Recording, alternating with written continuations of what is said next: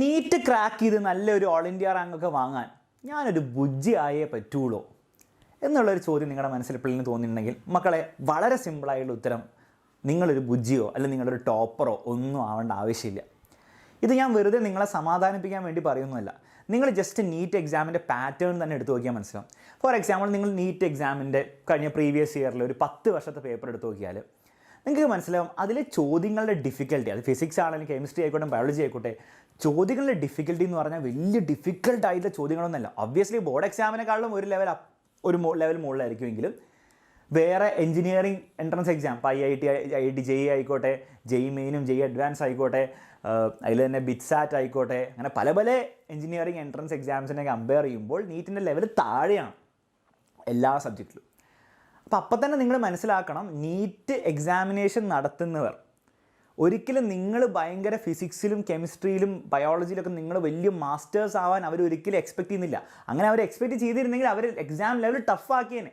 JEE മെയിൻ്റെ അത്രയും ഫിസിക്സോ കെമിസ്ട്രിയോ ഒക്കെ ലെവലായിരിക്കണം നീറ്റിന് വരുന്നത്. പക്ഷെ അങ്ങനെയല്ല വരുന്നത്. കാരണം അവർക്ക് ഒരിക്കലും നിങ്ങൾ ഫിസിക്സിലും കെമിസ്ട്രിയിലും അല്ലെങ്കിൽ ബയോളജിയിലും എന്താണ് നിങ്ങൾ ഭയങ്കര വലിയ മാസ്റ്റേഴ്സ് ആവണോ എന്നുള്ള കാര്യം അവർക്ക് ടെസ്റ്റ് ചെയ്യേണ്ട ആവശ്യമില്ല. അതുകൊണ്ട് തന്നെയാണ് നിങ്ങൾ എപ്പോഴും കേൾക്കും, നീറ്റിന് പ്രിപ്പയർ ചെയ്യുകയാണെങ്കിൽ NCERT മാത്രം മതി, NCERT ലെവൽ മാത്രം മതി. വേറൊരു എൻട്രൻസ് എക്സാമിന് നിങ്ങൾ ഒരിക്കലും കേൾക്കില്ല. JEE അഡ്വാൻസിന് പ്രിപ്പയർ ചെയ്യുന്ന കുട്ടികളോട് ആരും പറയില്ല NCERT മാത്രം മതി. പക്ഷേ നീറ്റ് പ്രിപ്പയർ ചെയ്യുന്ന കുട്ടികളോട് ഇത് തന്നെ പറഞ്ഞുകൊണ്ടിരിക്കുന്നത്. കാരണം അത്രയും മതി, അവർക്ക് അത്രയും നിങ്ങൾ ടെസ്റ്റ് ചെയ്യാനുള്ളൂ. അപ്പോൾ ഒരു NCERT ലെവലിലെ ടെസ്റ്റ് നടക്കുന്നുള്ളൂ എങ്കിൽ, അത്രയും ഡിഫിക്കൽട്ടി നടക്കുന്നുള്ളൂ എങ്കിൽ അതിന് ടോപ്പർ ആവേണ്ട ആവശ്യമുണ്ടോ? അത് ക്രാക്ക് ചെയ്തെടുക്കാൻ വേണ്ടിയിട്ട് ഒരിക്കലും ആവശ്യമില്ല. നിങ്ങൾ ക്ലാസ്സിലെ ഏറ്റവും ഇൻ്റലിജൻ്റ് ആയിട്ടുള്ള കുട്ടി ആവേണ്ട ആവശ്യമുണ്ടോ? ഇല്ല. പക്ഷേ നിങ്ങൾക്ക് എന്തെങ്കിലും ഒരു ക്വാളിറ്റി വേണ്ടേ സാർ? അങ്ങനെയാണെങ്കിൽ എല്ലാവരും കിട്ടില്ലേ? യെസ്, ഒരു ക്വാളിറ്റി വേണം. ആ ക്വാളിറ്റിയാണ് ഹാർഡ് വർക്ക്. ഹാർഡ് വർക്ക് എന്ന് പറയുമ്പോൾ വെറുതെ ഒരു ദിവസം 2 ദിവസം ഇരുന്നിട്ട് ഭയങ്കര കഷ്ടപ്പെട്ട് വർക്ക് ചെയ്യുന്ന ആളല്ല. കൺസിസ്റ്റൻ്റ് ആയിട്ട് വർക്ക് ചെയ്ത് എക്സാംസൊക്കെ എഴുതി ക്വസ്റ്റ്യൻസൊക്കെ പ്രാക്ടീസ് ചെയ്ത് പഠിക്കേണ്ട കാര്യം കൃത്യമായിട്ട് പഠിച്ച് ഒരു ടൈം ലൈനും ഷെഡ്യൂളൊക്കെ ഫോളോ ചെയ്ത് ആ കൺസിസ്റ്റൻസിയിലൂടെ ഹാർഡ് വർക്ക് ചെയ്യുന്ന ഒരാൾക്കായിരിക്കും ഈ നീറ്റ് കിട്ടാൻ പോകുന്നത്. കാരണം പ്രശ്നം എന്താണെന്ന് വെച്ചാൽ എക്സാം ഡിഫിക്കൽട്ടി താഴെയാവുമ്പോൾ അത്യാവശ്യം എല്ലാവർക്കും ആൻസർ ചെയ്യാൻ പറ്റും, ശരിയല്ലേ? എല്ലാവർക്കും ആൻസർ കൊടുക്കാൻ പറ്റും. അപ്പോൾ അതിൽ തന്നെ നിങ്ങൾ ടോപ്പ് ആവണമെങ്കിൽ, അവസാന എക്സാം എഴുതുമ്പോൾ അതിൽ തന്നെ നിങ്ങൾ ടോപ്പ് ആവണമെങ്കിൽ, ആ എളുപ്പമുള്ള ക്വസ്റ്റ്യൻസ് ആൻസർ ചെയ്ത് നിങ്ങൾ ടോപ്പ് ആവണം, നിങ്ങൾ കുറേ പ്രാക്ടീസ് ചെയ്യേണ്ടി വരും. പല പല ചോദ്യങ്ങൾ പ്രാക്ടീസ് ചെയ്യേണ്ടി വരും. ബയോളജിയൊക്കെയാണെങ്കിൽ കുറേ ടെക്സ്റ്റ് ബുക്കിൽ ഇരുന്ന് വായിച്ച് അത് നല്ല രീതിയിൽ വെള്ളം പോലെ ആക്കേണ്ടി വരും. സിമ്പിൾ കാര്യമാണ്, NCERT ഉള്ളൂ, പക്ഷെ അത് വെള്ളം പോലെ ആക്കേണ്ടി വരും. അപ്പോൾ അതിന് സമയം എടുക്കും, ഹാർഡ് വർക്ക് വേണം, കൺസിസ്റ്റൻസി വേണം.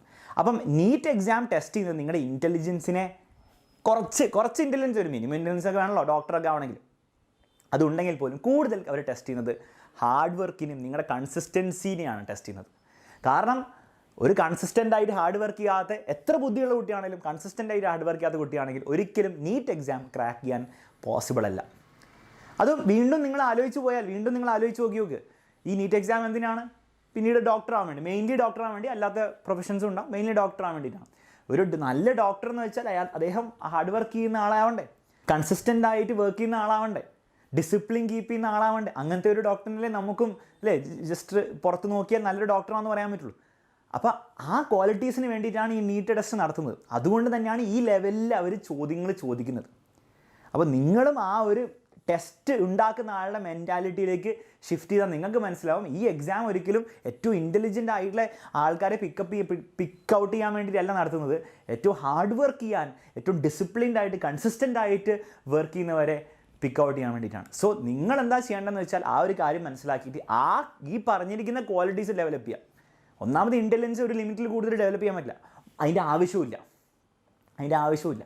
ആവശ്യമുള്ളത് കൺസിസ്റ്റൻസി, ഹാർഡ് വർക്ക്, ആ ഡിറ്റർമിനേഷൻ, ആ ഡിസിപ്ലിൻ, അതൊക്കെ ഡെവലപ്പ് ചെയ്യുക. അത് കൃത്യമായിട്ട് നിങ്ങൾക്ക് ഫോളോ ചെയ്യാൻ പറ്റിയാൽ ഒരു സംശയമില്ല, നിങ്ങൾക്ക് നീറ്റ് ക്രാക്ക് ചെയ്തെടുക്കാൻ പറ്റും.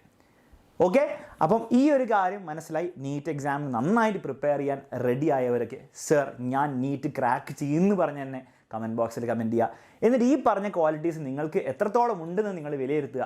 എന്നിട്ട് അതിൽ കുറച്ച് കുറവൊക്കെ തോന്നുകയാണെങ്കിൽ അത് ഡെവലപ്പ് ചെയ്യാനും പറ്റുമെന്ന് മനസ്സിലാക്കി അത് ഡെവലപ്പ് ചെയ്യാൻ വേണ്ടിയുള്ള കോൺഷ്യസ് ആയിട്ടുള്ള എഫേർട്ട് എടുത്ത് ഇടുക. തീർച്ചയായിട്ടും നിങ്ങൾക്കും നീറ്റ് ക്രാക്ക് ചെയ്യാൻ പറ്റും.